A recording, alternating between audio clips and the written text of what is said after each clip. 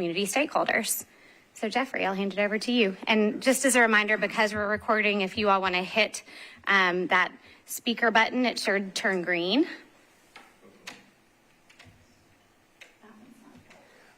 This one. Just talk loudly enough. Yep, there you go. Hey, thank you. I'm Jeffrey Ezell, native Nashvilleian. Happy to be here. I work as business development director for the compost company. We collect and recycle food scraps primarily in Middle Tennessee. One thing that I did not mention during my first introduction at the last meeting is that I am legally blind. So if I don't recognize you at the grocery store or haven't met you yet, I would love to, and look forward to doing all this together.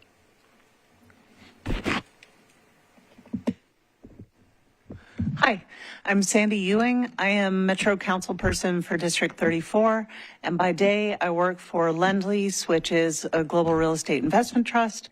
I manage sustainability for our military housing portfolio. Hi, I'm Caroline Everett. I am the Director of Corporate Responsibility at Bernstein, so responsible for our firm's overarching ESG strategies that relates to our business and focus pretty heavily on sustainability in that role. Joe Bass, also a native Nashvilleian, and I do a similar role at Pinnacle Financial Partners. Good afternoon, Cesar Castro. I'm currently the Chief Policy and Planning Officer for the Office of Recovery and Resiliency in North Carolina. Long name. But in 2 weeks, I'll be the Sustainability Director for Vanderbilt University. So. Hi, everyone. I'm Stephanie Tetro. I'm the U.S. Program Director for Unbound Philanthropy, which is a private foundation, but for the last many years, my work has focused on the intersection of climate change and migration. Hi, everyone. My name is Jennifer Wong. I'm the Director of Financial Innovation for a global nonprofit called New Energy Nexus. We support clean energy entrepreneurs, primarily in the Global South. Locally, I'm also on the board of the Tennessee Environmental Council and of the Maddox Fund. Hi, I'm Linda Bragan. I'm honored to be a part of this group. This is an amazing group you put together, Kendra. I am a senior attorney with the Environmental Law Institute, which is an international NGO. We are a nonpartisan, non-advocacy group. We do research and education. I direct our Center for State and Local Governance, and then I'm also a lecturer in law at Vanderbilt Law School, where I teach environmental policy class.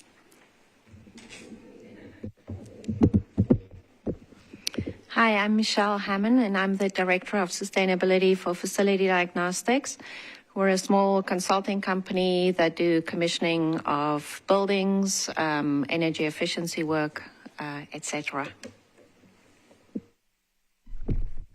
Good afternoon, Jason Carney. I'm also a native Nashvilleian and I'm a clean energy entrepreneur, which basically entails solar EPC work.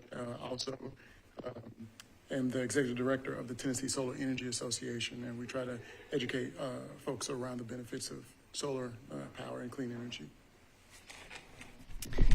Good afternoon. I'm Matt Taylor. I'm Deputy Director of TDEC's Office of Sustainable Practices, and what that means in more practical terms, I oversee the state of Tennessee's Sustainability Office. Not a native Nashvilleian, but been here about 10 years, love the community. Really excited to be a part of this group. Good afternoon, everyone. I'm Erica Weeks. I am the Director of Green Building Certifications for Paladin Engineering. We're a direct-to-owner engineering firm that does commissioning as well as building envelope commissioning. All things related to buildings. The sustainability world is what I do day in, day out, especially within the built environment. Thank you all. And just again, hearing all of the ties and connections that you all have to these topics just again really excites me when I think about what we can all do together and how you all can best advise the city on how we move forward in this space. So as do all of Metro Nashville's boards and commissions, we do have a public comment period. And so I'd like to invite any members of the public who are here to provide public comment. If you want to just come up here and form a line and we can work through that public comment. Going once. Going twice. We all laugh now, but I'm sure at some point we will get some very, very interesting and rich feedback from the public. All right, great. So I'm going to turn it over to Jennifer Westerholm now, and she's going to give us an update on the High Performance Building Report Dashboard. So Jennifer, if you would like to come join us. You can come right here, unless you want me to drive for you.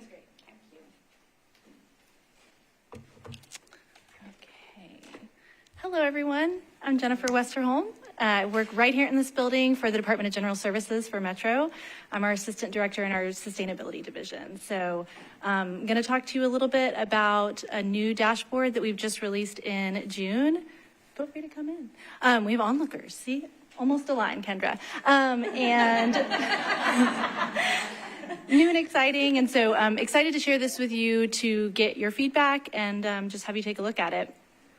This is Nashville. At the top is Socket. That's our outreach and education kind of program within General Services. So we're a small team of 6, and we do a lot of work around energy. We have a pretty diverse building portfolio, about 100 facilities, everything from libraries and community centers, fire stations, police precincts, office buildings like this one. And we do focus a whole lot on energy and energy efficiency, and so that's what I'll kind of be focusing on. And then my colleague Freddie is here tonight, so you'll hear from him after that as well.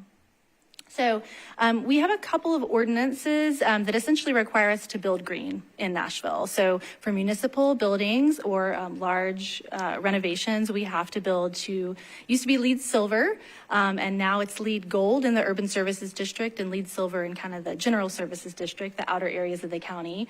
But this is great because it really makes sure that, you know, when we're building a new facility or doing a major renovation, we're doing it to a really high standard of sustainability. But along with that, we also have to report on how these buildings are actually performing. There is sometimes a cost premium for building to a LEED standard, and so we want to kind of make sure that, you know, the juice is worth the squeeze and that we're actually saving energy and water and doing the right thing. So I'll talk a little bit about what that reporting looks like. It's part of the Metro Code of Laws. So any Metro department or agency that manages or owns a LEED building, we call them often high performance buildings, has to report on an annual basis to Metro Council by June 30th the following: the costs for utilities, so electricity, natural gas, and water. Also the building's energy and water usage, so the cost, but also how much it's used. And comparing that to a comparable non-LEED facility within our county. So if we have a LEED fire station, we're looking at it compared to a non-LEED fire station also in Davidson County, as well as to this national standard. It's the Commercial Buildings Energy Consumption Survey, or CBEX, which looks at a broader picture of sort of your typical police station or fire hall or healthcare facility like that. So you're able to kind of see your buildings in context of buildings nationally, and we can also see that at a regional level, so like the southeastern region.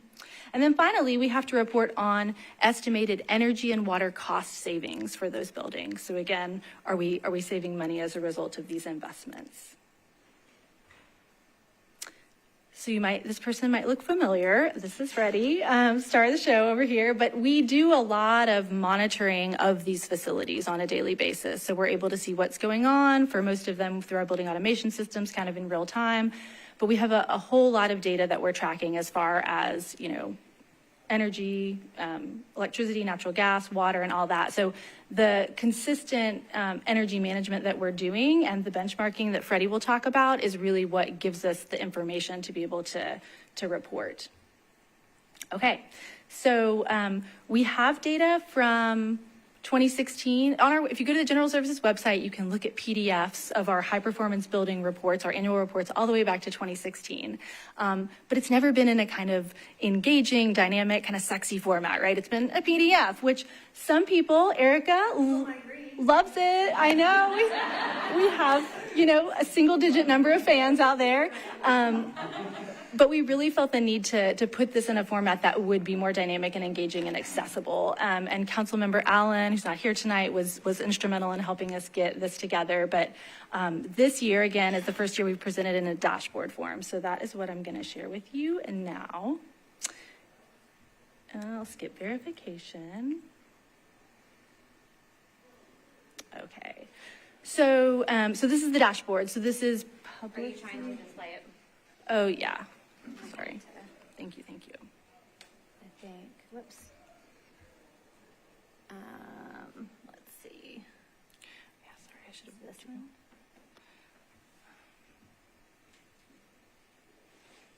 We can probably close out with this. Let's try this. It's showing that. Let's see. I know everyone's waiting in anticipation. It's great. I'll talk a little bit about it while we're bringing it up. This is just a snapshot view of the dashboard, but it is a dynamic tool. So the first thing that we're seeing here is General Services has built 30 lead buildings over the course of time. Again, a really diverse portfolio. And here we're showing the energy use index. We call it, we're getting our acronyms right, for all of these buildings. And so we can see, what are our highest intensity use. So energy EUI, or energy use index, is basically energy consumption per square foot over the course of a year. And so when you do it that way, you can compare like different types of buildings and different square footages and things like that. And so EUI is a nice way for us to be able to compare our buildings not only to each other, but also to these national, regional, and local benchmark buildings.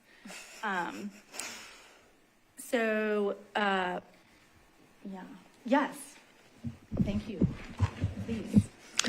I'm just curious. So with the EUI as measured for all of these different lead buildings, how, and maybe I'm getting too far ahead of your presentation, but how does the EUI for those buildings compare to similar buildings benchmarked around the country? Like, how are we doing compared to others? It sort of depends on the sector. So we're doing fairly well overall. Like, for example, our fire halls are kicking butt. Like, our fire halls are doing really well, both compared to non-lead fire halls and compared to CBEX and the regional. Our office, like the building we're in now, is less stellar. So it's variable by sort of the sector, but the dashboard will tell all once it is revealed. Okay, this is exciting. So does this building still contain a data center, or did that move? Yes. Okay. It does contain the data center. Okay. However, I think the data center data, like utility data, is not included because it's not typical of an office building. So we do make some adjustments to kind of, yes, yeah, the ITS data center resides here. I have another question while we're waiting. Yes, thank you. Of all of Metro Nashville's buildings, how many are LEED certified? That is a great question. I don't know the answer Metro-wide. I just know that 30 that we built, and we maintain a little bit fewer than that. But other departments also have LEED buildings as well. And I'm happy to follow up and collect that information for you. I'm curious just what's the percentage of all buildings? Right. Yeah. Yay, thank you so much, Kendra. So just a quick kind of, and again, this is, publicly available, so I want you to spend some time maybe before bed enjoying and exploring this, but there's a lot of information here. So this is essentially all those PDFs from 2016 all the way through 2023 mushed into a really awesome dashboard with lots of pretty colors. So here again, we can see our EUI, but you can look at it by year. So this is 2023, but maybe you want to look at it in pandemic year 2020 and see what that looks like. So things will kind of shift around. We also look at our water use intensity, which is essentially the same measure. It's water per square foot per year. And so we can look at our buildings that way. We can get our square footage, LEED level platinum, when it was opened, all sorts of great information about these buildings. And then we can dive into kind of the sectors. This is kind of your question, Sandy, but we can look at, hey, how are our fire stations performing? How are police precincts performing? And how are they performing relative to these benchmarks? So for example, with police precincts here, again, you can select multiple years, but right now we have 2021, 22, and 23. We have two LEED police precincts that we manage, so Midtown Hills and West. And we can see the orange is the building, so Midtown Hills or West Precinct. This sort of gray shadow behind it, that's the energy use intensity of the non-LEED comparison it's the North Precinct here that we also manage, but is not a LEED building. So you can see it's doing better consistently than the non-LEED comparison building. And then this line here, this is the CBEX line, this green line going across. And you'll see it changes depending on, the calculations at the national level. So it's about the same, like it's performing about the same as like a typical police precinct would at the national level. So it just gives you a really nice way to kind of look at the performance, look at it compared to other facilities. And for our team, it allows us to make decisions about where we're investing money, where we're doing energy conservation measures and retrofits and things like that. The other cool thing, remember, we had to report on also the energy cost savings. So that's this tab up here, and you can go and check out, okay, over in 2023, Midtown Hills saved approximately $29,000 in energy costs, and West Precinct about $6,700. And for water, this is actually represented in gallons down here. So you're saving this amount compared to the non-LEED police precinct. So again, a lot of great information here. You can explore by sector and encourage you to do so. Again, this is something we've only introduced this year. So it's new and maybe a little bit kind of buggy, but we think it's a great way to make it more visual and more engaging, and hopefully bring kind of more people into this. And we hope to refine it with your input as we report again for next year. So I'm happy to take other questions or comments. Yes, Jason. I'm just wondering, when you went about in an audit, kind of what popped out. What were the things that were common to all buildings that needed to be addressed the first? I guess you might call it the low-hanging fruit, but it may have been expensive, so it may not be low-hanging fruit. But what were the things that you saw when you went through audits of all these buildings? So we haven't done audits of all these buildings, but the common thread here is that all these buildings are LEED buildings. So they were originally designed and constructed to LEED, silver, gold, or platinum. And so for the most part, these are, if we look at our overall portfolio, so there's about 30 here, but we manage about 100 buildings. So it's about a third-ish of our portfolio by building number. So it's a minority of our buildings, but they're generally our higher performing buildings because they were built with sort of that in mind. So oftentimes, some of these buildings do end up being ones on our list. For example, right now we're making an effort to move some of our buildings toward LEED Zero energy. And so we're looking to some of the buildings that are already high performers, that already are energy efficient, that may have on-site PV, and then looking at what we need to do to get them to essentially net zero and get that certification. But a lot of times if we're looking at, energy conservation measures, we're kind of looking at our energy hogs or our poorer performing buildings and trying to get that low hanging fruit of, an LED retrofit or something like that. So that's often where we start because it has a great return on investment for the most part. Yeah. Hi again. Okay. Do we have, I'm assuming we're also drawing data for our non-LEED buildings in the portfolio. Do we have like a similar dashboard? This might be a larger question, and I apologize, Director, and you. Great agenda item coming up after this. Okay, yeah, exciting. You're teeing it up for Freddie. Okay. So we do. You're welcome. Yes, we do want to track our consumption of our other buildings as well and show trends over time. And so Freddie will kind of speak to that. This again is just Department of General Services, high performance buildings, but tee it up for Freddie here, who will broaden that a little bit and look at a larger portfolio across Metro General Government. So. Would it be possible to sort of bundle together all of the cost savings to sort of make that case, including translating gallons saved into dollars? And then I'm just sort of curious, when does the payoff happen? Because you mentioned there's more of an investment, and I think there's such a role in terms of leading by example for the private sector and just having that data available. Mm-hmm. Yes, and I think you've kind of read our mind, and I know our Director Gerald Smith mentioned this too, but again, like we were under our time crunch, and so some of this got like a little bit. So this is actually the summary of utility cost savings for 2020.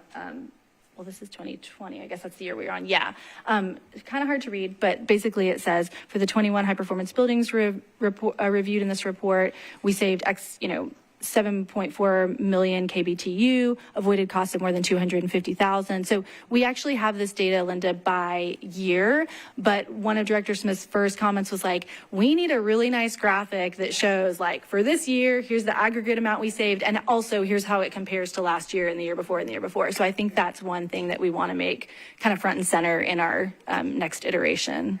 Yeah.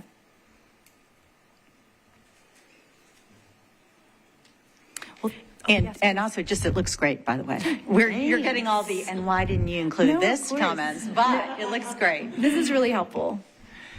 Quick question. Is there a way to see the geographic, kind of the footprints where they are within the context of this city? Yeah, we have, ITS maintains a database of, metro properties. And so one of the attributes is like lead buildings. So we can look at that. We actually just had a conversation today about refining some of that data, but it is there. It probably needs to be updated. You mean so that you could see sort of a map of like, where are all the lead buildings? And I think that also goes to Jennifer's question of having that kind of global look of like, not just general services, but citywide or municipal wide, where are these facilities and what certification level, et cetera. So we have some of that data, but it's not necessarily totally complete at this point.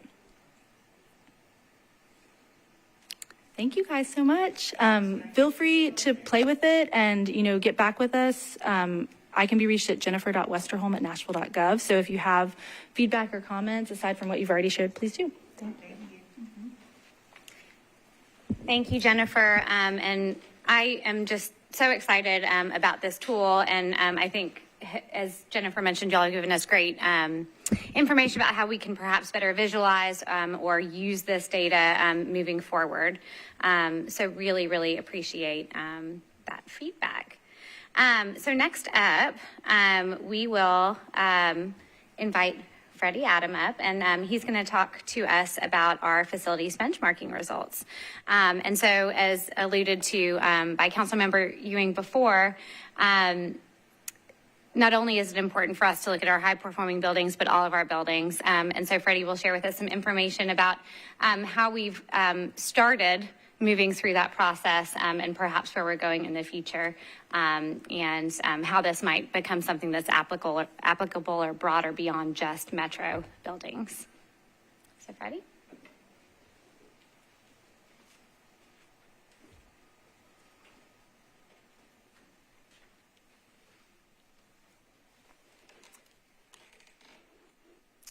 Oh yeah, thank you for having me. My name is Freddie Adam. I'm the Energy Manager for the Department of General Services. I work in the Division of Sustainability with Jennifer, and I will today briefly go over the Metro Energy Benchmarking Program. And so today, I'll just kind of briefly go over the breadth and scope of the program. So beginning in 2022, we set out to benchmark 2021 energy consumption data for metro departments. We started off with about 11 departments, and that included 335 buildings. And so I will do a comparison between our 2 years of data that we have. So we have 2021 and 2022.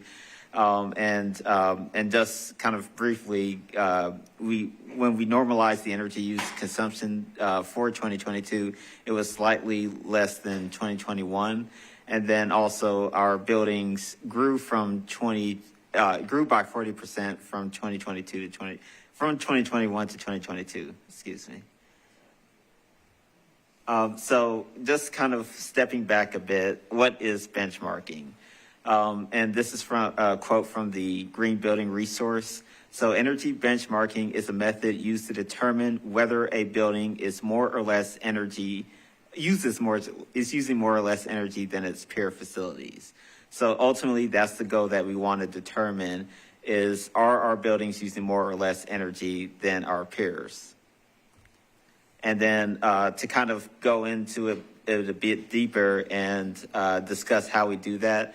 So when we started the benchmarking program, we identified key members of all 11 participating departments, and that included people with finance background or a facility operations background. And from there, we gathered information about the building size, locations, building types, operating procedures, different sort of items to gain a profile on that building. And then also from there, we identified the energy meters for each building. And once we were able to collect that information, we began the process of collecting and gathering energy consumption and cost data for each building. And then once all that has been collected, we started to develop key performance metrics. And as Jennifer alluded to, most notably, that is EUI, the energy use intensity for each building. And that is the main primary metric that we use to compare buildings and determine whether they're energy efficient or not. And as Jennifer also alluded to, the building performance metrics are compared against national and regional benchmarks. And so the benchmarks are primarily gathered from the Commercial Building Energy Consumption Survey. And this is developed by the Department of Energy and the Energy Information Administration. The latest version was released about maybe a year or two ago, and it included data from 2018. And last but not least, all of this information is recorded and stored in Energy Star Portfolio Manager. And I will, yes, so just briefly, since EUI is such a big part of what we're looking at and trying to dive into, just what is the EUI? So EUI is the energy use intensity. And as Jennifer mentioned, it is defined as the total energy consumption of a building across the square footage in a year. And we do express that it's expressed in units of kBT per square foot. So pretty much we want to take all of our energy sources, electricity, natural gas, district, chill water, and steam, and convert that to an energy, a single energy unit. So that way we can gather the entirety of our energy consumption. And then we also will divide that by square footage. So that makes it comparable against buildings of the same type against of different sizes.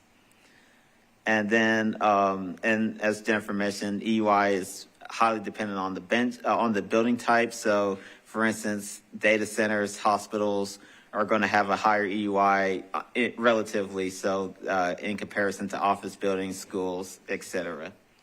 And then also the EUI is also dependent on climate zone as well. That does play a factor, and that's one reason why we benchmark against our Southeast facilities. High level, again, this is looking at the totality of all 335 buildings that were benchmarked in 2021 and 2022. So this did see we did go from 1.3 billion to 1.4 billion kBTU, which is an 8% increase in energy use. And I'll dive into that in a little bit. Cost 16% increase. And then, and I will touch a bit on this. The average EUI went from 62.5 to 67.4. When you look at the totality, the entire energy consumption divided by the entire square footage of the buildings within the program. And this is kind of a high level metric because it's a lot to go through 335 individual buildings during this meeting. But when you, and I'll dive into this also too, but whether normalizing the data, it does go down to 61.1.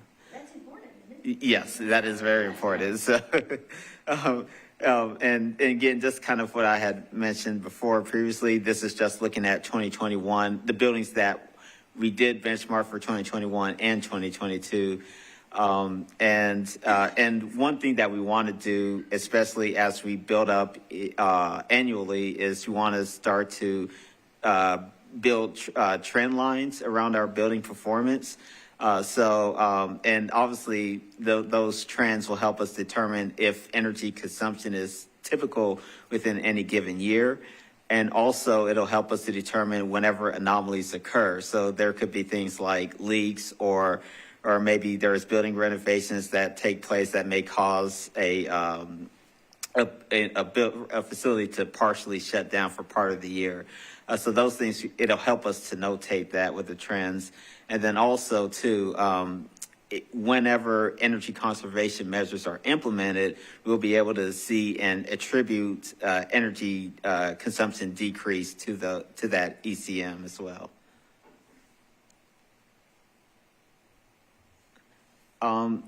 So going back to the chart and just kind of covering that again.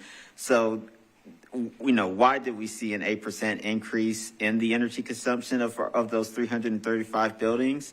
So if you look back in 2021, there were still many metro facilities that were still operating under COVID-19 prevention policies. And so this did have an impact on the building occupancy and the operating hours. So because of that, that did lead to an energy decrease that's not normally typical for most years. And then so basically going to 2022, most buildings returned to full occupancy and full operating hours.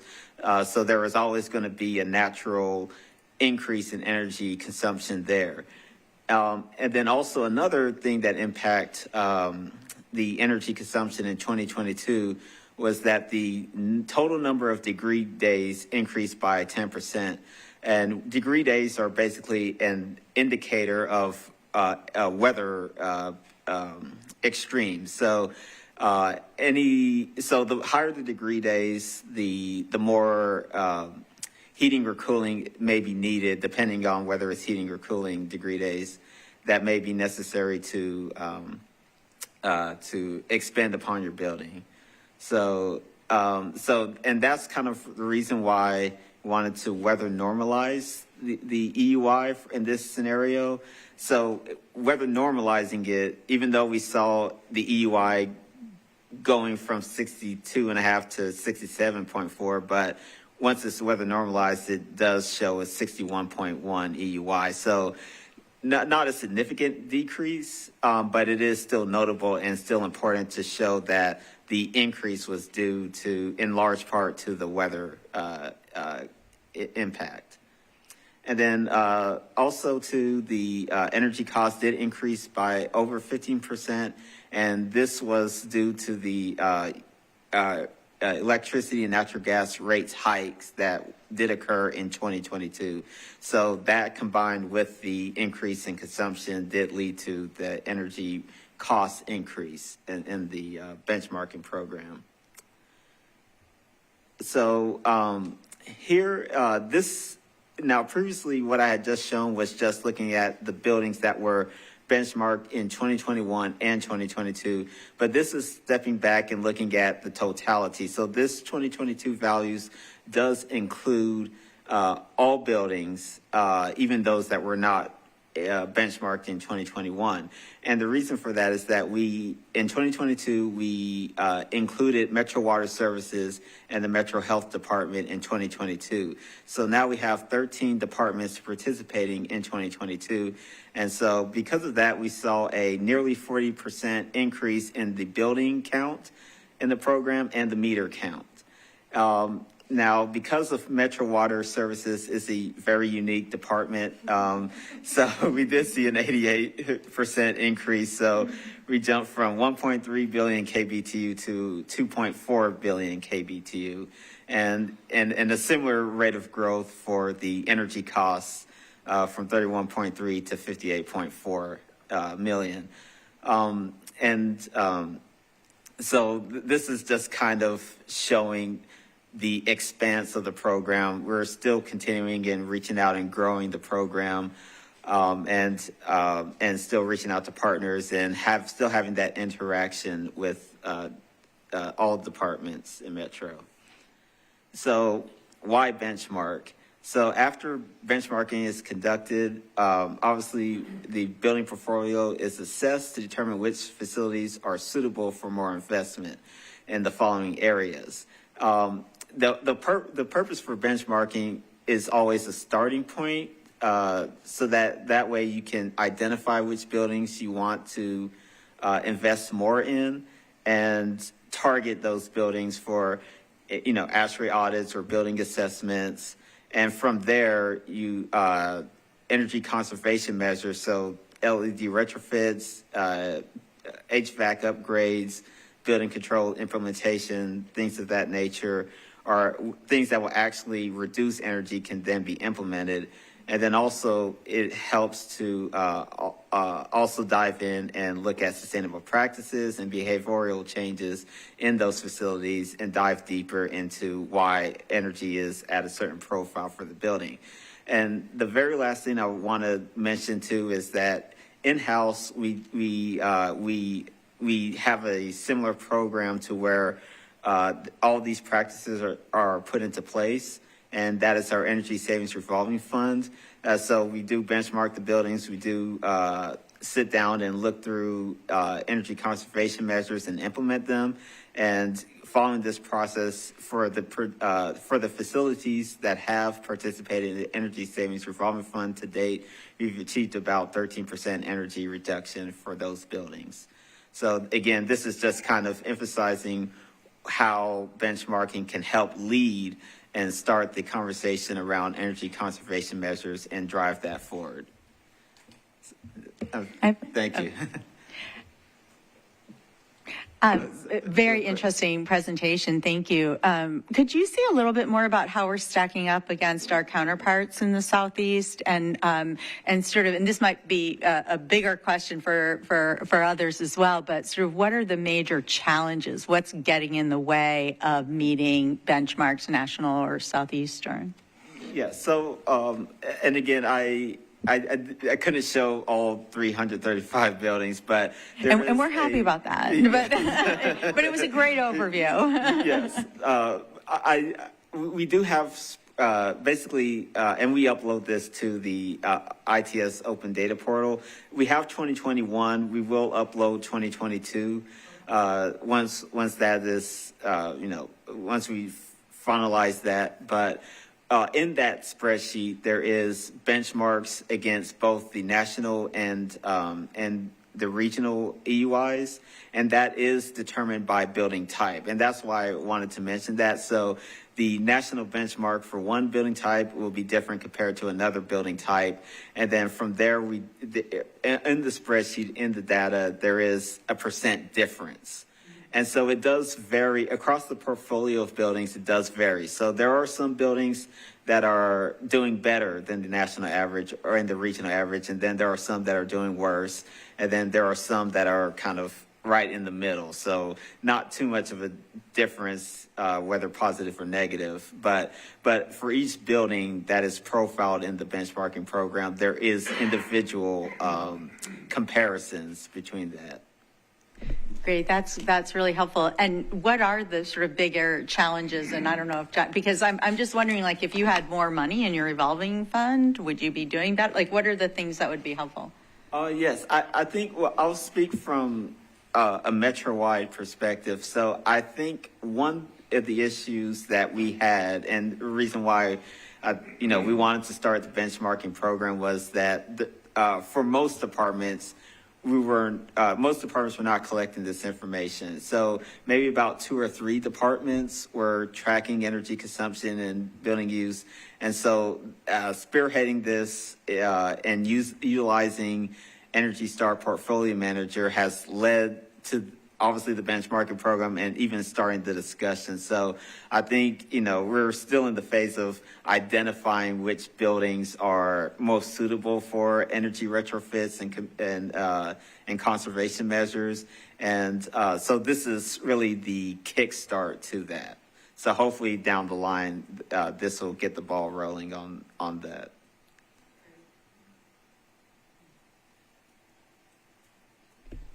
I'll say something. She took my question, but I wanted to say one. There's a book called 5 Minds of the Future, and one of those minds is the synthesizing mind.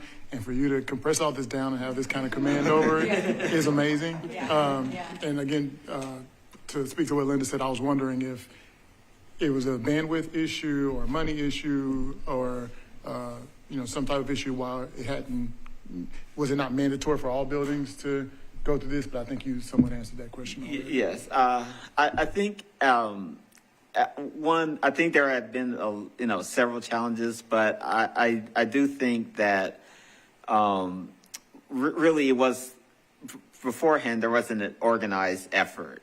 And so I think having Kendra spearheading this, and I mean, which you have. I want to note he's been so nice in saying, we decided to do this. We decided to do this until now. So. But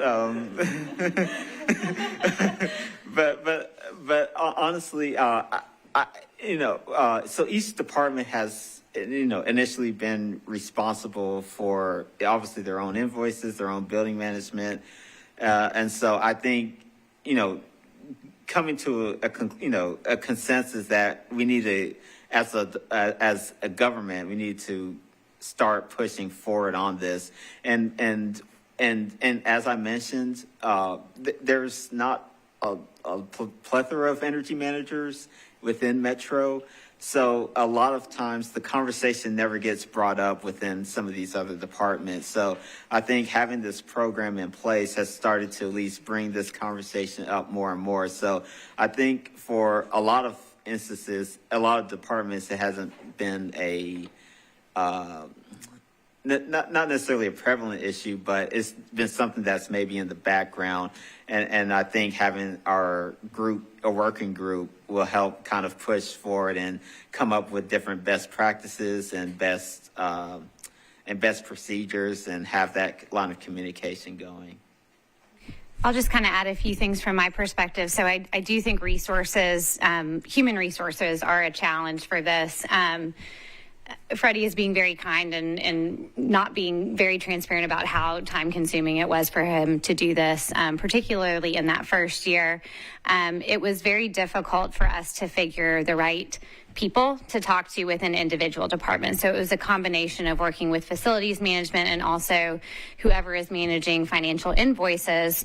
And then in some circumstances, we were able to sort of take a streamlined approach and work with a specific utility, and others we weren't. And so I think in these first few years, and anytime we're bringing on a new department, there is a pretty significant learning curve and just this process of building relationships that Freddie has done a great job in working through.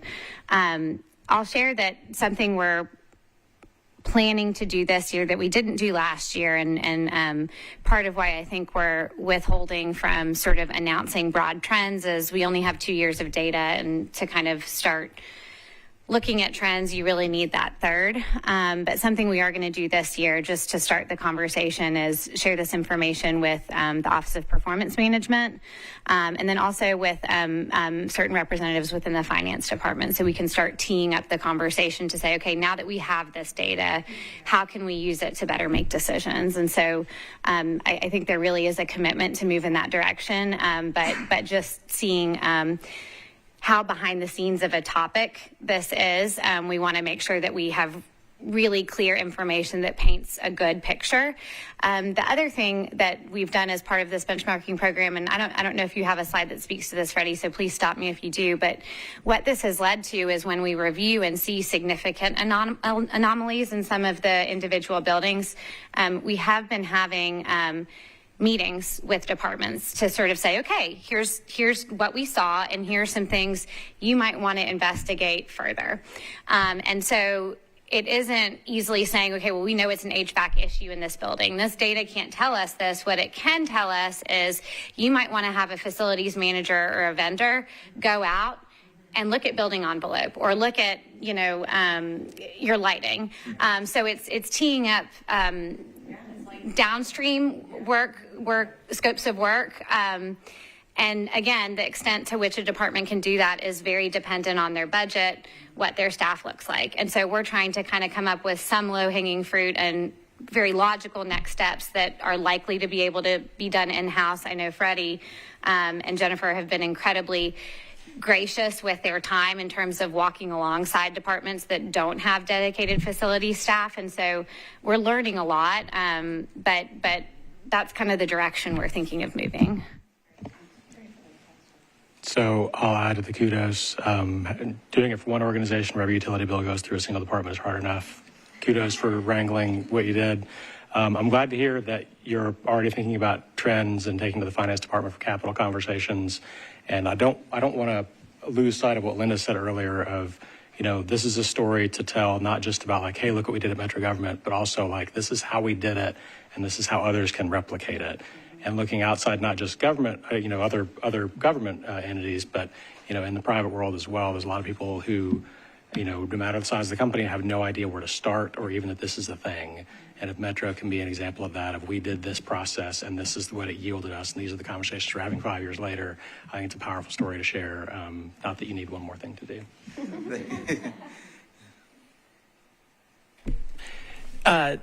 Freddie, sorry if you mentioned this, or Kendra, does Metro have a centralized utility reporting sort of portal or platform, or is this all utility data going to the departments individually and they're managing that, and then you have to work through them to get access to it? Sounded like the latter, but just wanted to Yes, it was the latter. We and that's the reason why we're using Energy Star Portfolio Manager. A couple of departments do have energy management systems, but the majority, again, we're not even collecting any data, not even in spreadsheets or anything like that. So we thought that Energy Star Portfolio Manager was easy and simple to use and would get the ball rolling as far as data collection. So once we're able to identify where the utility invoices were coming from for each department, and working with that group as far as getting the data, the invoices collected, we then went through the process of how to set up everything in Energy Star Portfolio Manager, going from buildings to meters, and then obviously the monthly invoice data as well. And then also too, I also forgot to mention too that NES has also, through conversations with NES, they've have graciously given us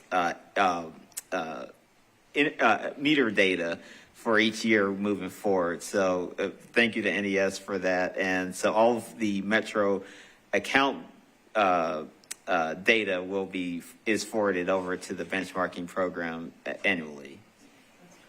Well, and can I just ask, is there any aspirations, or are there aspirations for like centralizing utility data reporting, or is that such a tough conversation to broach given the independence of each department? That may be a conversation to have, but at least at the moment, as far as it is at the moment, Energy Star Portfolio Manager would be that central hub for data collection. If I could add, the council, when we started doing lead buildings, required a report specifically for the lead buildings, which ended up being very cumbersome. And so a dashboard has been created, at least for those lead buildings. And I mean, maybe long range, having all 464 buildings in there would also create an opportunity to, hopefully, to demonstrate how much better the lead buildings are performing than the non-lead, which would be a powerful tool. So, not to add more work, but I'm really grateful for that dashboard, which is in existence for a limited number of buildings that have been built since the lead requirements are there.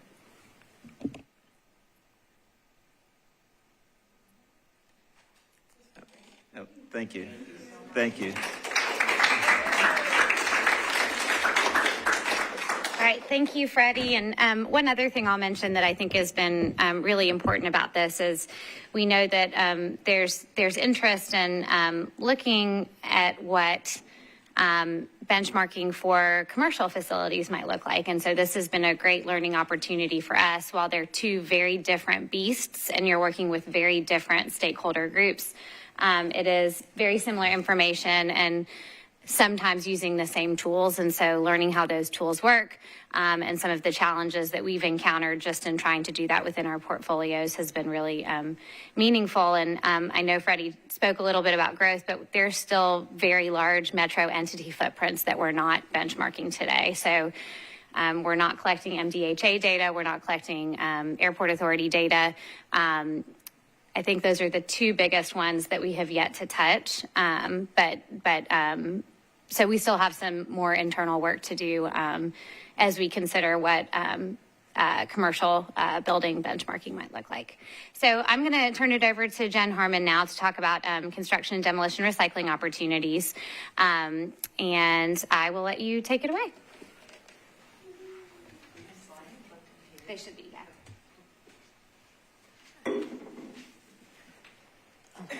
They sure are. Hi, everyone. I know many of you, for those that don't, I'm Jen Harmon. I'm the Zero Waste Program Manager for Nashville Waste Services. So I manage all the city's work to try and reduce our waste to landfill through recycling, composting, policies, programs, education, all the many things that come across my team's way. But one of those includes construction and demolition. I'll just jump into my first slide. So this is just really a small snapshot of what construction and demolition material, the impact that it's having on Nashville. So this is a chart that shows how much we're throwing away just to construction and demolition landfills. So there's multiple kinds of landfills. There are construction and demolition landfills have gone down in their capacity to be able to take material. And so you see that there's a dip there between 2020 and 2022 in the amount of material generated and sent to construction and demolition landfills, because that material, there's nowhere for those landfills to take it. And now they're going to municipal solid waste landfills, which is where our household garbage goes to. Yes. Yes, so municipal solid waste landfills are, they can take basically kind of everything. They're permitted to take those materials, whereas construction and demolition landfills can really only take construction and demolition debris. But what you can see here is, and if you can even see the blue on the screen towards the end of the timeline, recycling really, we had some operations, but it just has gone away. Landfilling has been incredibly cheap for a long time, and that is just really changing. We have very limited landfill capacity, both for C&D landfills. If you hear me say C&D, it's construction and demolition, but very limited landfill space for all of our waste in general. But construction waste in particular here in Nashville, even though we are starting to kind of plateau a little bit, we are still doing a significant amount of development, and over 1/3 of all of Nashville's waste is just construction waste. So it's a huge opportunity for us to be able to find other sustainable ways to manage that material, because there's a lot of good material. There's cardboard, there's metal, there's concrete, there's unpainted, untreated wood, materials that have markets that are either here or that are emerging that we can do better with. And most projects are not really doing that. I know some people in the room are definitely doing those projects, helping. Erica has been a wonderful partner on some of this work that we've done, but so my team started off doing a lot of education and outreach. So we've just trying to get out there and understand what was going on in the industry in terms of construction and demolition. We've built a guide to how to not just recycle material, but how to not create it in the first place on a job site. And we've worked very closely with industry to really understand this issue so that we can, we know that there's a lot of material out there. There knows something, we can do something with it. So what do we do? But it's not just education, because especially when it comes to development, it's dollars and cents, and it's got to make sense. And so policy was the direction that our Zero Waste Master Plan recommended. And so policy was the way we started. We really looked at, so this is kind of I haven't updated this timeline since basically this time last year. But we have done an extensive amount of work, my team, doing research with peer cities, with industry stakeholders, to really understand what we could do from a policy standpoint to require diversion of construction and demolition material here in Nashville. So we did have a construction and demolition steering committee that we were able to lean on and help guide us in building policy. Additionally, we also had a third-party fiscal analysis to understand what are the economics of disposal and recycling costs in Middle Tennessee. We also implemented a debris management review program. So in the permitting process, previous to July 1, 2021, you just checked a box saying you were going to do the right thing with your waste, and that was it. However, in Metro Code, you're required to provide a plan of how you are going to manage your construction debris. So we implemented a true program around that code requirement and are now intersected in the permitting process. So if you are doing a large commercial construction or demolition project, that has to go through my team or members of Nashville Waste Services, and they do a review of what you plan to do with your waste and are able to interject some education through that, but also gather a lot of really interesting data around what folks are doing and how much material they're generating and sending to landfill. And that really helped us determine what materials are there and what materials then also have markets and infrastructure to do something with. So with all of that, we drafted I don't remember how many pages, it's a very long ordinance, to phase in, and I'll get into the details in the next slide, but basically to phase in diversion of material from permitted job sites through that permitting process. So we've already got ourselves involved in that permitting process. How can we now take this requirement to report up to a requirement to actually recycle and divert material? So we did a significant amount of public engagement. So we went beyond that C&D steering committee. We had multiple public meetings. We had meetings with NAOP and other industry groups, and just a lot of community and a lot of industry engagement, and then brought that ordinance to Metro Council. So I will go, before I tell you what happened, I will go over, I know. But wait, I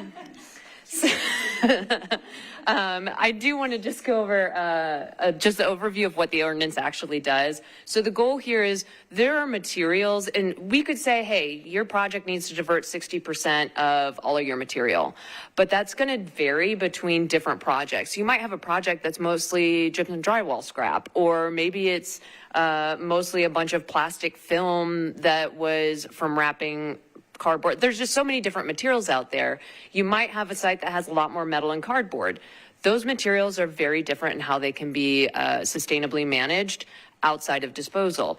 They may not be able to be recycled or recovered. And so to give just a blanket percentage is really not equitable across those different projects, and it doesn't really drive infrastructure investment. And so that's what we wanted to do. How can we build a policy to drive investment in recycling processing and in markets for this material? So we did want to start with large commercial projects, staying away from the single family homes at first. The large companies, large developers that already know that this is something that's got to be done, actually taking their dollars and cents to implement that program to divert some materials and get kind of that bigger bang for your buck, since they are significantly larger projects generating significantly more material per project. So on commercial and large multifamily construction projects, it was a phased-in approach of requiring diversion of a first phase of cardboard, metals, concrete, and land clearing debris. Second phase, shingles, unpainted, untreated wood, and masonry. Third phase, drywall and carpet. And it was phased in because we know there's markets for some material. We know there's markets that want to come into Nashville for some material, and kind of a whole hodgepodge in the middle. So we designed this in a way that this is what we proposed, but the ordinance was designed in a way that we can readily change that as markets change. And it wouldn't have to go through Metro Council because they can be somewhat volatile depending. So the idea was to go with these. It would also, you would have a requirement, a phased in 3 years down the line, in 3 years I've got to recycle this item. That allows those companies to come in and invest in the infrastructure and the processing to be able to manage those materials, especially for things like drywall and shingles and things like that. Commercial demolition projects, demolition creates very different material from construction. So we had a separate phased approach for them based on a similar concept, but just different materials based on what's coming off of those projects. And then overall, The additional thing to this is a lot of construction and demolition policy out there that was originally put in place across the country didn't have requirements on the facilities material was going to. And so you have facilities saying, we recycled 100%. No one recycles 100% because you can't. So we really wanted to make sure that if we're requiring something of developers and permit applicants to do and divert this material, that they were sending it to a place that actually was doing the diversion that they said they were doing.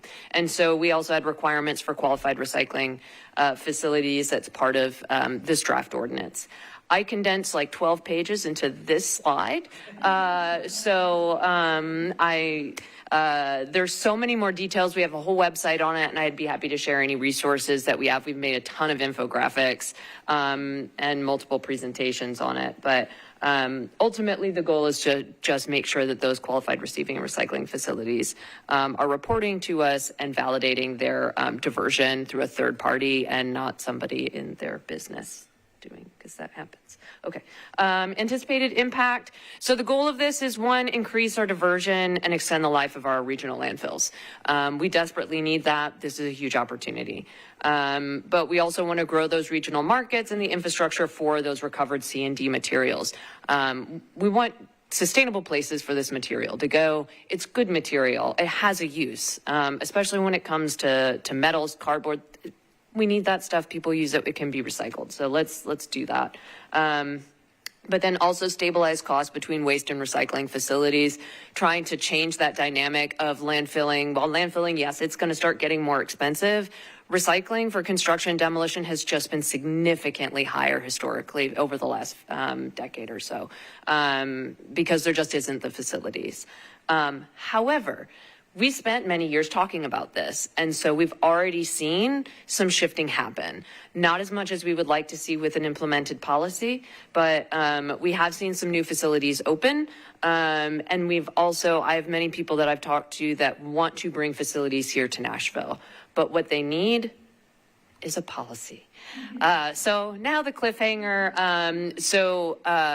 As much feedback and as much community engagement that we did, our policy in the ordinance that we built is a requirement on developers. It's a requirement on permit applicants for them to divert material.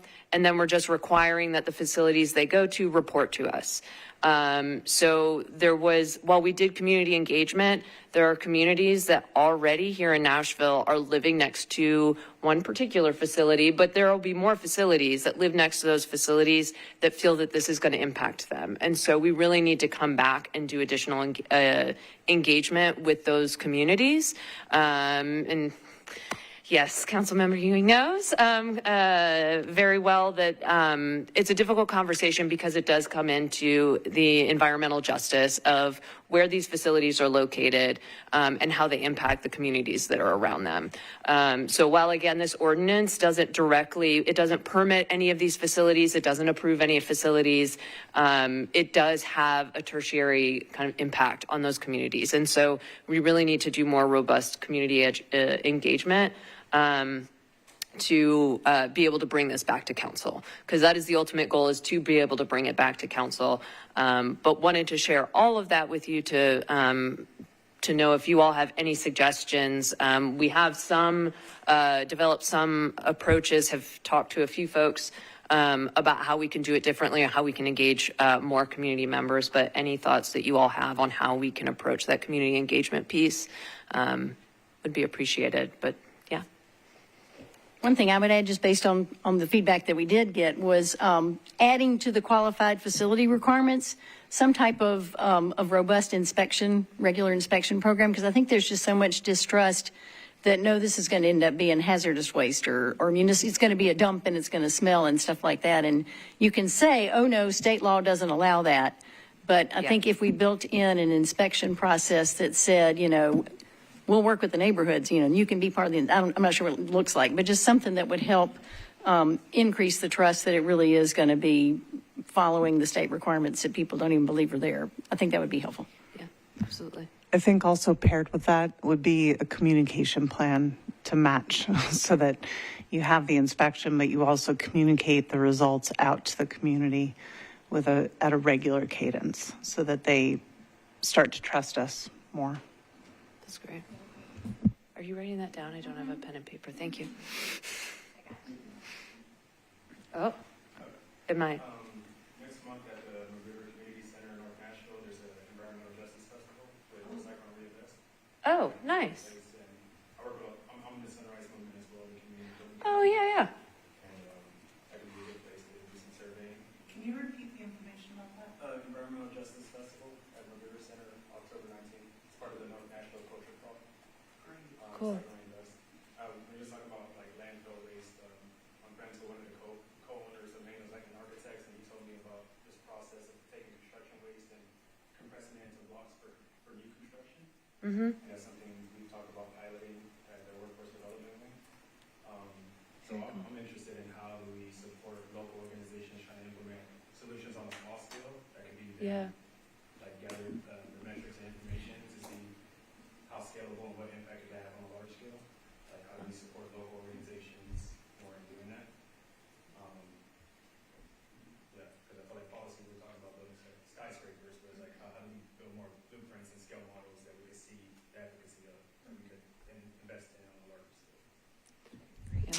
And I'll just make a quick note because I did mention that the residential piece that it's just more complicated and we have not. So we started with the commercial piece, knowing that it was those large generators, but I don't want anyone to think that we've forgotten about those single family homes and even your DIY homeowner that is trying. I just put an addition on my home and I know very well like how it was painful. It was an entire year of having to dig through the dumpster, despite how many times I told them, please don't put that in there.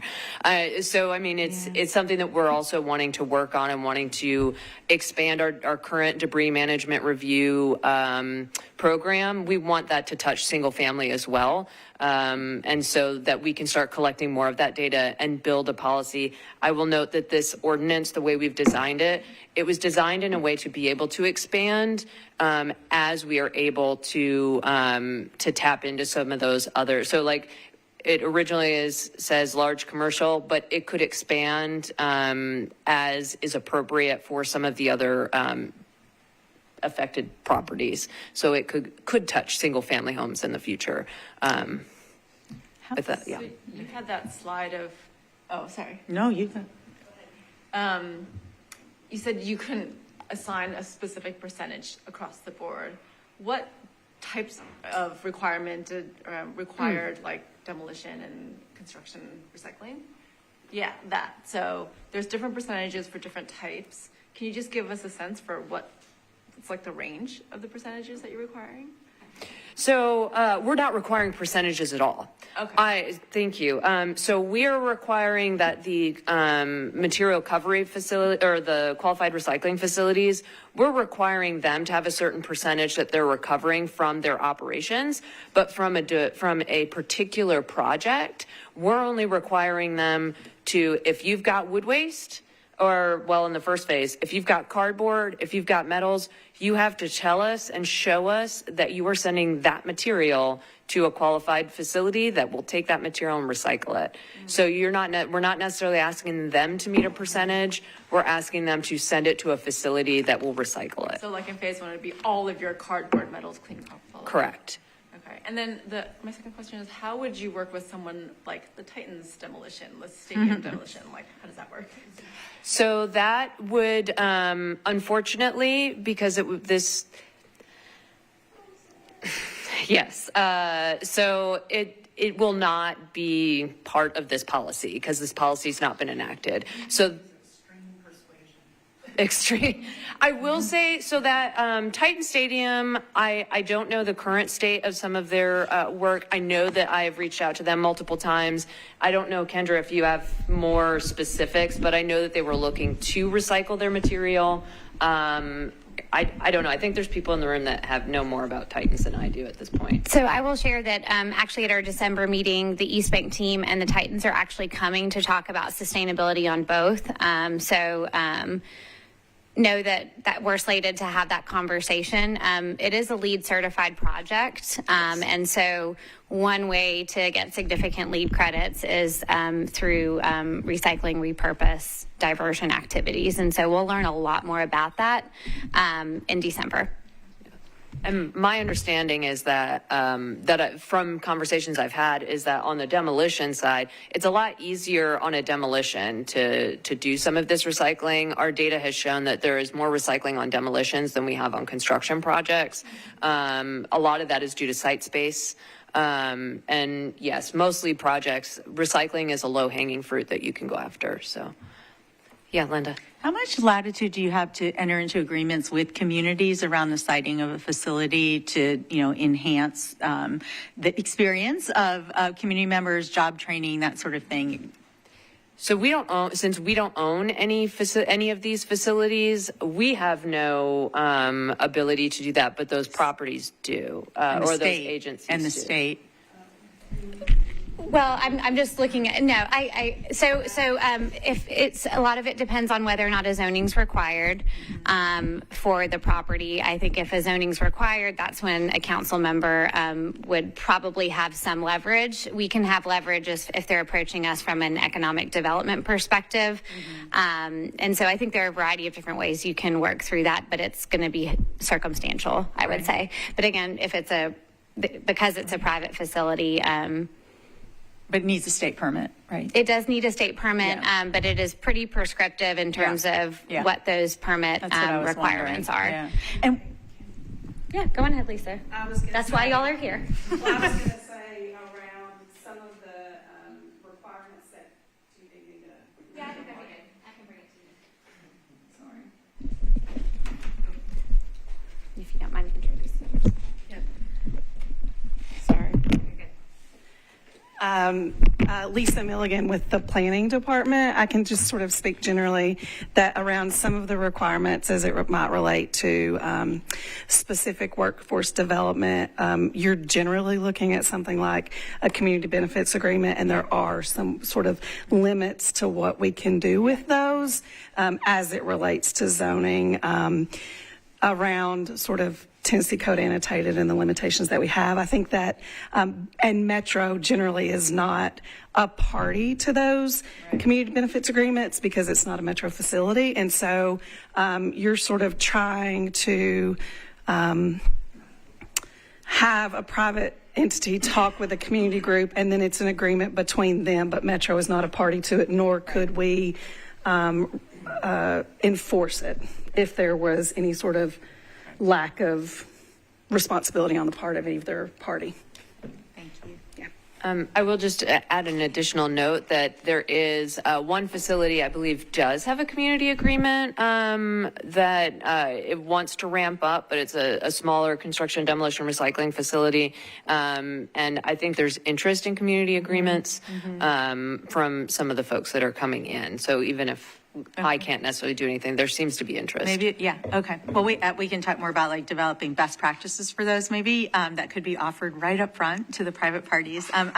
Last quick question. What does the modeling show in terms of generation of C&D? I mean, it feels like we've had the construction boom, but maybe we haven't. Do the models show, this is in terms of like attracting recyclers? That's a good question. I would need to go back and kind of look and see. I mean, we've just been seeing it trending up. Yeah, but it does feel like recently, I haven't looked at our debris management data all that recently, but it seems like it's starting to taper off a little bit. But it also doesn't account for natural disasters and things like that, which a lot of that material can end up in construction demolition landfills or is considered construction demolition debris as well. So there's that wonderful climate change variable. My little thing has a different room on it, so I don't know if you're hearing me or not. But, yeah. I was gonna say, when you were talking about like the addition to your house, right, and pulling things out of the dumpster, that's where, when we're talking about also community engagement, the development community and the general contracting and the demolition contracting community is hugely important from an education standpoint. We've talked about this a ton, where when we've gone back through 100 projects and looked at how much on a pounds per square foot basis they generated during the ongoing construction process, and you tell a developer that 60 pounds of new material per square foot went into the landfill, that's what talks to the developers, because that's all new material that if they had quantified on the source reduction side, less drywall cutting, things that we couldn't recycle, things that had to just be, couldn't be reused, anything on that generation standpoint, it's crazy numbers. And it's like, that's where we need to start thinking also about, yes, all the cardboard should be recycled, but are we talking in enough manufacturing entities also into not perhaps putting their things in cardboard, when we're buying carpet or when we're buying ceiling tiles, or like the shrink wrap, which, trucks will take all the shrink wrap that anyone will give them to put into boards, but like you have to also foster those relationships. And the contractors and the developers want to go so fast that to come up with the robust amount of planning that you do for projects that we are trying to do better on, in multiple streams, multiple bins, multiple places, it's a lot of effort. And, most of them just, they want to put it in one bucket and go kind of thing. So, I mean, like I think this is a great step towards also like, you have to do the cardboard. Like, we're not going to not let you. So, but I think talking through it with the development community, and like, that's new stuff. You're putting new carpet into that dumpster and it's going right to the landfill because I can't recycle it right now, or I can't do anything else with it. Like, that speaks volumes, because they could have bought all new countertops, or they could have all upgraded different things in their new building. So I just think, this is one step forward, but also the amount of out-of-town developers we still have coming who are used to doing this more even robustly in other cities. They're always like kind of surprised that they don't have to, right? It's not they have to. So I love talking about trash, so I can do something. Super basic question. Do they have to pay for how much trash they're sending to landfill? Yes, they pay a tipping fee. Yeah. I think they have an incentive. Yeah. Recycling's more expensive. Yeah, so this gets in is more. Yeah, the recycling has been more. It is starting to shift a little bit, but there really hasn't been the infrastructure. Up until about a year ago, the only real recycling for construction demolition that we had, other than if you separate it on site, so if you take all your cardboard, put it in a bin, all your wood, put it in a bin, then you've got markets for it. You can get that out. You can get money back for your metal and for your cardboard and for those materials. But when you're mixing it all together and then trying to send it somewhere, which a lot of these large developed sites they have constraints on their site space. They maybe can't have all of these, or don't want to figure out how to have all these dumpsters. Then they want to put it in one bin. The only place you could take that material for them to sort it out was a concrete pad that they dumped it out and they picked stuff out. It's incredibly expensive. That facility now has a full recycling operation with, with all the things, all the bells and whistles, conveyor belts, shaker screens, all the wonderful mechanics that can actually take that material out. But it's still not widely accessible from my understanding in terms of who's because they had shut down. Anyway, yeah. There's a lot of management steps. I'm trying to avoid saying actual Right, there's a lot of management steps along the entire chain of the waste, because even on a lot of the high-rise buildings where you might have a recyclable material, like a concrete block or even metal, and they're bringing things up via a crane in the bag, and then they're putting trash in the bag, like the big canvas bags, and they're bringing that down and putting that right in the dumpster. Mm-hmm. If the hauler who's taking that is a recycling hauler, but the driver determines if they can see what's in those bags at the time they take the haul. Mm-hmm. And if they can't determine that, that load goes to the landfill, regardless of if it was all like recyclable material. So it's also training all the site folks to know if you're going to do that sort of crane lift of a bag into a dumpster and it's all metal, it still needs to be dumped out and the bag can be reused. it's a lot of management steps that a lot of folks are having a hard time, grappling with, more so than, just the resources that we don't have to recycle things easily either. And I suppose we can't exactly add a surcharge or the T word to make it more worth their time. We kind of do. So, shoot, I should have looked this up. I can get the specific information, but there are some incentives through the way the tipping fees are, because we do get money back from tipping fees from any trash that goes out from Davidson County. It's how we fund our convenience centers and some of our public programs. Construction and demolition materials a little bit more difficult, but there are incentives from tipping fees where you can get a discount on your tip, a discount, I think. I don't want to misspeak, but there are ways that we are already doing that and they're not being taken advantage of. That kind of gets to my point a little bit.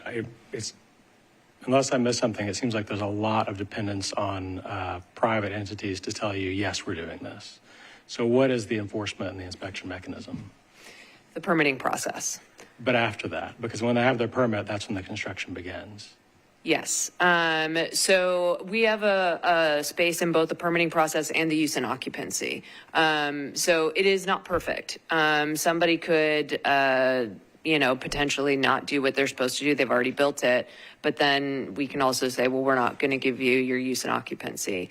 That is not something at all that we're looking to do. And that's something we've discussed very clearly with the development community. That's not the goal. The goal is for us to go out and inspect and work with you and make sure that you have the information you need to get that material where it needs to go. So they're doing a lot of legwork, or would have to do a lot of legwork on the permitting side of it. But until we actually start doing it, it's we'll have to see, because it's a good point. I'm going to show my gross ignorance of how waste services at Metro works. Back on to what you were saying, is there ever a world where there is a fee that allows Metro to accept a construction and demolition waste stream that then Metro can manage, so that there is greater confidence in the fidelity with which these plans are being executed, and greater confidence that this debris is being diverted to recycling centers? So that is a great question, and it's probably a question worth going to someone above me. We do, but I will say that there's a lot of possibilities. Metro we do own property. Those properties are in strategic, like a lot of them are very strategic, or happen to be very strategic locations for potential operations and things like that. I don't know that it's been discussed as part, or it hasn't, to my knowledge, been discussed as part of this right now, but that doesn't mean it couldn't be in the future. Mm-hmm. Just to follow up on it, just to clarify, so there is not an ordinance similar to this that will require developers working on Metro properties to do diversion, or is there some? So I forgot to include that in here. So in addition to on this ordinance, since Metro basically already meets all this because of the work that General Services is doing and because of the lead requirements. They're already meeting this. And so what we did in the ordinance was we also had a section for Metro government to go above and beyond, because, and I think to some of what Erica was saying, you can recycle a lot of this stuff, sure, but how do you not generate that waste in the first place? And how can you be thoughtful from the very beginning of a project? And so that is built into the ordinance as well, in terms of when they're going through the procurement process and incentivizing, not, reduce on the front end, reduce, reuse, then recycle. I feel like I should probably know the answer to this, but just out of curiosity, so I get the whole point of focusing on large commercial development in terms of bang for your buck with the sort of policy approach, but do we know, is commercial development and demolition creating more waste than residential? Do we know that data?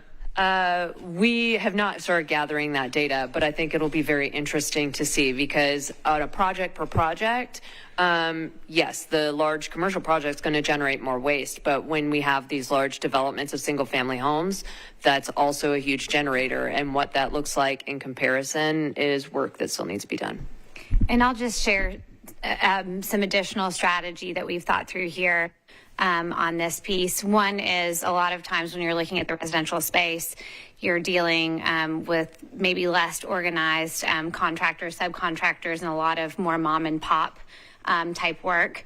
And so it's a totally different ball game in terms of trying to manage some of the already difficult and a highly organized, high profile project chain of command issues that Erica spoke to. And then also strategically, I think this is an area where preemption is a big concern, knowing how significant lobbying interests are in the residential development space. Additionally, the permitting process is complicated, to say the least, and the way that permits come through is, from a logistics standpoint, is something we also had to take into consideration. And when it comes to single-family homes, if you've got a whole tract of maybe 200 single-family homes, those are individual single-family home permits that come in along with my addition that was from just me. So figuring out how we logistically can parse those out so that we're being cognizant of who we're impacting is also important. I feel like. And there's some additional resources as well. Thank you, Jen. Really appreciate that overview, and truly we are highly interested in figuring out a way to make this legislation move forward, but want to make sure we get the community engagement component right. I know it's past 6 o'clock, and so I understand if people need to leave. This is our last section that we have for this evening, and I think I'm going to try to make it a consistent update in all of our future meetings. And it might slightly shift in terms of focus and scope, but just know that this is to be a recurring theme since I know this group expressed interest. As I always share in all of my sustainability work, none of this is exhaustive, again, depending on how involved from sort of a centralized sustainability perspective. The mayor's office maybe, or how closely a department might or might not be coordinating with the mayor's office on a particular project. And so if there are particular grant opportunities that you don't see me discuss today, or particular projects that you think might be a good fit for grant opportunities, feel free to circle up with me afterwards. But wanted to quickly touch on some recent excitement and conversation surrounding how we can better leverage resources outside of just those that Metro is directly responsible for. And so the first is, again, good news, and that's that several weeks ago we learned that we are going to be recipients of about $5 million for electric charging infrastructure. And so this was a great partnership between the Department of Transportation and Multimodal Infrastructure, General Services, and the Mayor's Office, where we pulled together this grant application that looks at rip and replacement, enhancement, and then addition of a large number of chargers at publicly accessible locations. And so it's funny that Jen just mentioned that we have property in a lot of locations. We do. One of the challenges of being a large property owner is that there are always competing interests for how you use that property. And so this is a great example of where we've been able to strategically locate or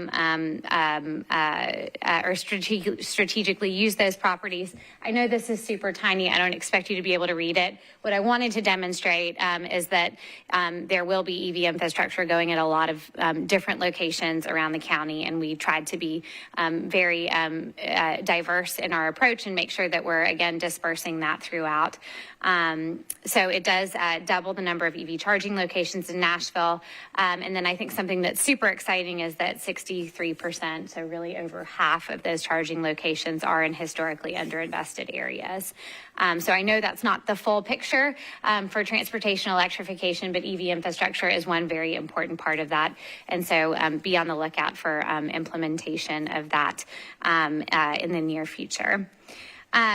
I know there's also interest in learning more about our Bloomberg Sustainable American Cities work, and this is a slide I shared with you last time. Again, just kind of a recap. We're one of 25 cities that has been selected to participate in this program where we receive a 3-person innovation team over 3 years to really help us work at the intersection of climate change and wealth equity issues. And so I have a couple of slides that kind of go into a bit more detail about that than we discussed before. And so first, one of the most frequent questions we get is, what will the I-Team do?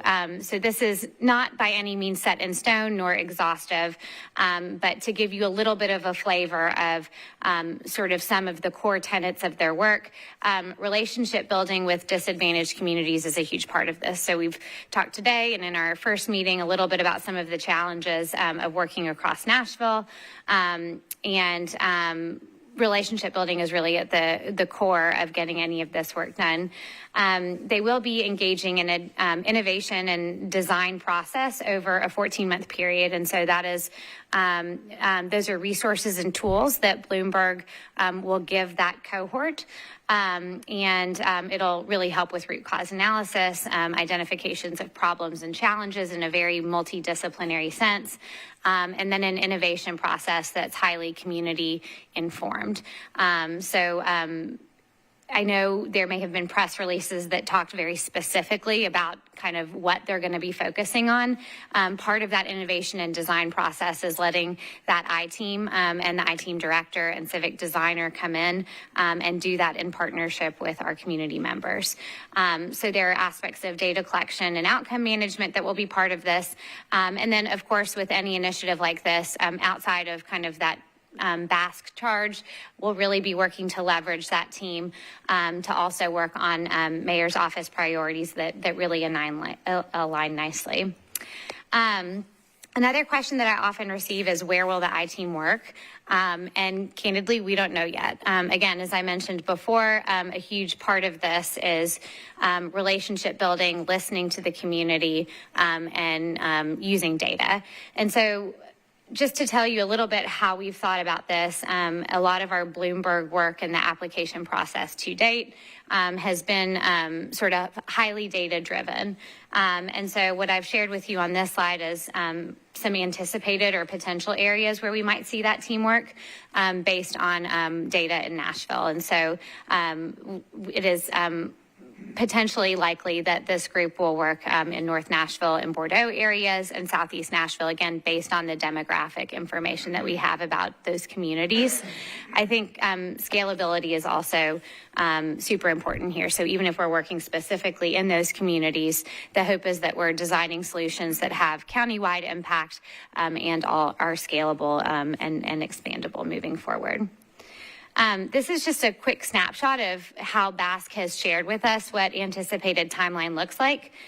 So really, we are in the process of working to onboard our innovation team, and then we'll be moving through partnership table exercises, which is essentially another mechanism for leveraging external stakeholder input and feedback throughout the process. And so we'll be working really closely with Bloomberg to try to align that stakeholder group with existing stakeholder conversations, right? So we want to recognize that even though BASC is a new thing for us, we're not just plopping a new initiative on existing conversations that are happening in partnership with the community. And then really that ideation process will start early next year. And then throughout, Bloomberg is being very supportive of trying to connect local governments with federal funding opportunities. So just kind of a little bit more detail as to what our work to date has looked like. So this really started with a journey where we were invited to a multi-day workshop in Atlanta where we got to meet with other cities who had been selected for the BASC process and again learned about the innovation and design process and some of the technical assistance resources that would be available to us. I am so pleased, and we haven't officially announced this yet, but I wanted to make sure I pointed him out today. Robert James, our new I-Team director on day 2, is here in the room. And so in the future, he will be sharing information about this program with you all. And so I'm just so thrilled to have him on board. And we'll be moving through the interview process for civic designers. And then there's a third position that we get as part of this initiative that Robert will help to get to design and determine how we want to use that position. So as I mentioned, we're getting a lot of support through this initiative for federal funding. This has resulted in partnership with a lot of external stakeholder conversations we've had. And Kat and Jason are both in the room. I think that's everyone who has participated in those conversations that's an external stakeholder. We are pursuing 2 EPA community change grants. There are 2 different tracks under this program, and we're actually pursuing 1 application in each track.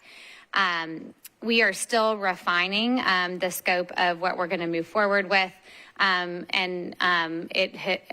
think what has been so informative for me about this process is, again, just getting to hear all of the wonderful ideas that our community members have. I think the hardest part is trying to identify a scope of work that seems feasible, desired by the community, and executable within a 3-year project period.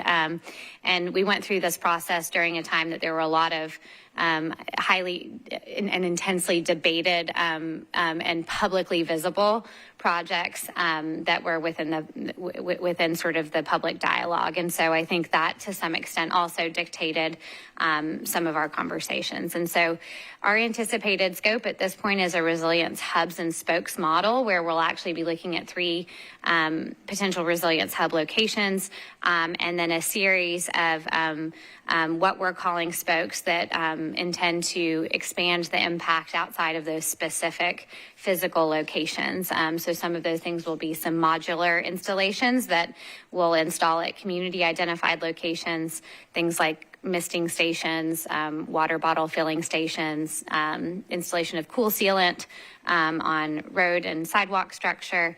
We will also be including a feasibility study for future uses of Bordeaux landfill. So throughout this process, we heard a lot of feedback about what the community desires for the future of Bordeaux landfill. And so better understanding what we actually can feasibly do with that site is something we need to do. We'll also be looking at a mobile environmental justice exhibit. So a lot of the conversations did center around Bordeaux landfill and beyond, environmental justice. And so wanting to make sure we are providing a space where we acknowledge those decisions and how they've impacted the community historically, but then also educating the current and future generations on what robust and inclusive engagement looks like, and how to really advocate and for your community as part of those processes. And then there will also be a Green Jobs Career Program. So a lot of details that still need to be ironed out, and a lot of conversations that still need to be had with individuals who participated in our stakeholder process. But because we're meeting, I didn't want to pass up an opportunity to maybe peel back one layer of the onion. So just know that there's a lot more to come on that particular grant opportunity.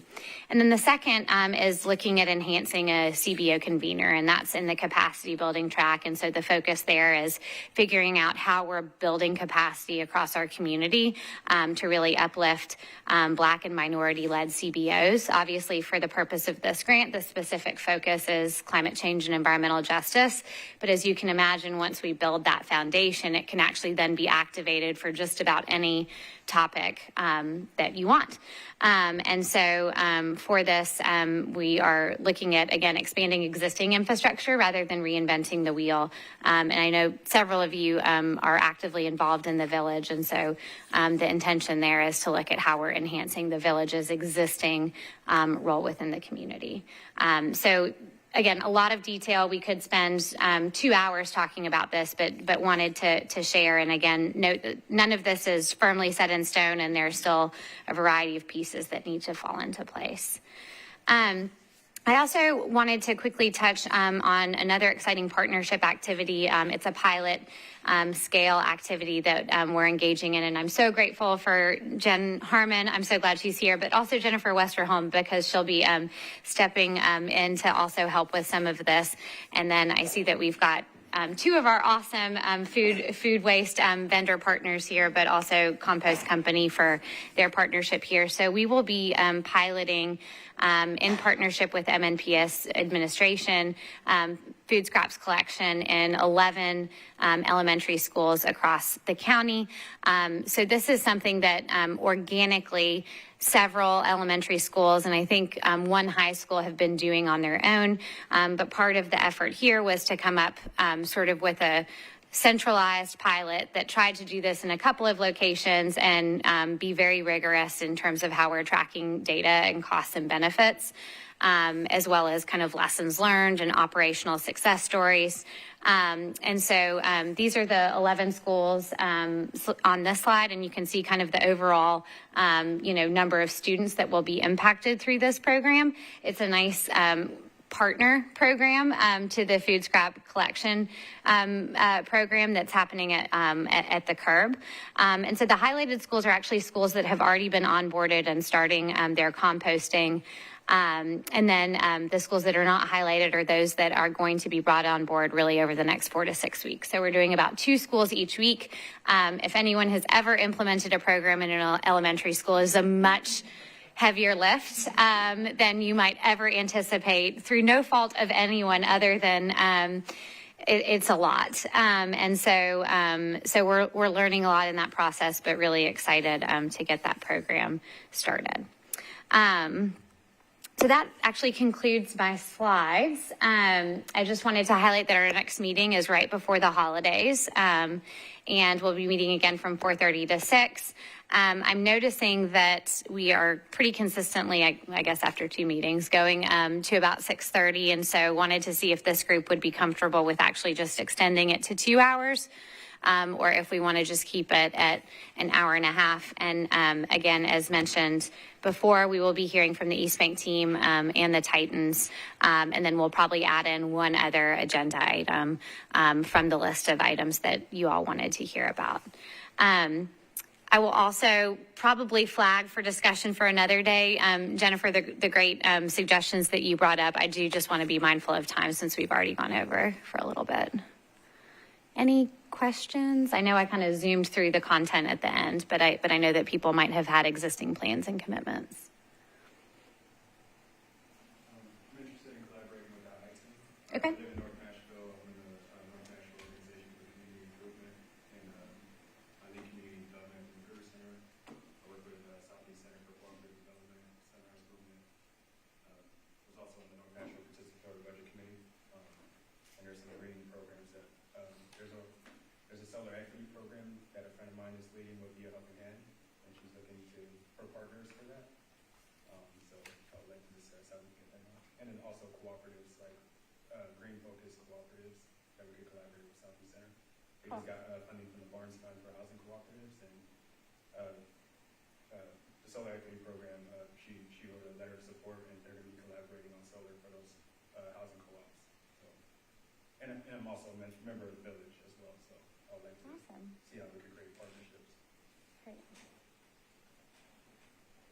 All right. Thank you, everyone. We'll see you next time.